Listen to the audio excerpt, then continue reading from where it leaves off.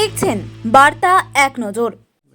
যাদবপুরের শিক্ষামন্ত্রী ব্রাত্য বসু সহ একাধিক অধ্যাপক অধ্যাপিকাদের বিরুদ্ধে এসএফআই এর বর্বরোচিত আক্রমণের বিরুদ্ধে মালদা শহরে প্রতিবাদ ও ধিক্কার মিছিল করল পশ্চিমবঙ্গ তৃণমূল প্রাথমিক শিক্ষক সমিতি। সমিতির শিক্ষকরা এদিন ডিপিএসসি অফিসের সামনে বিক্ষোভ মিছিল করেন। তৃণমূল প্রাথমিক শিক্ষক সমিতির জেলা সভাপতি জানিয়েছেন, যাদবপুরে এসএফআই যেভাবে শিক্ষামন্ত্রীর উপর বর্বরতার আক্রমণ করেছেন তার চরম অন্যায়, আমরা তাদের গ্রেপ্তারের দাবি জানাচ্ছি। এই উপলক্ষে আজ মালদা শহরে আমরা প্রতিবাদ মিছিল সম্পন্ন করেছি।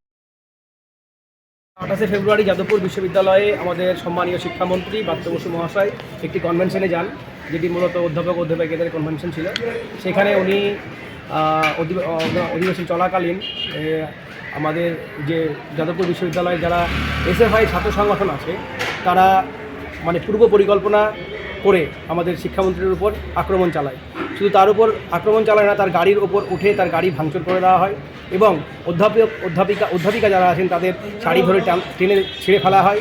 এছাড়া ওনার গাড়ির ওপরে ইট পাটকেল ছোড়া হয়। কোনোরকম আমাদের শিক্ষামন্ত্রী প্রাণে বেঁচে গাড়ি থেকে বের হন এবং সে জায়গায় যদি আমাদের ওখানে ওনাকে সেভ করার মতো কেউ না থাকতো তাহলে হয়তো উনি যথেষ্ট রকমভাবে আক্রান্ত হতেন। এবং এই উদ্যম এবং এই উন্মাদ যে এসএফআইয়ের দল যারা শিক্ষাক্ষেত্রে নৈরাজ্য সৃষ্টি করছে, ঠিক যাদবপুর বিশ্ববিদ্যালয়ে তারা একটা বিশৃঙ্খল পরিবেশ সৃষ্টি করে রেখেছে। শান্তপ্রিয়ভাবে আমাদের শিক্ষামন্ত্রী এইটাকে প্রতিহত করার চেষ্টা করেন।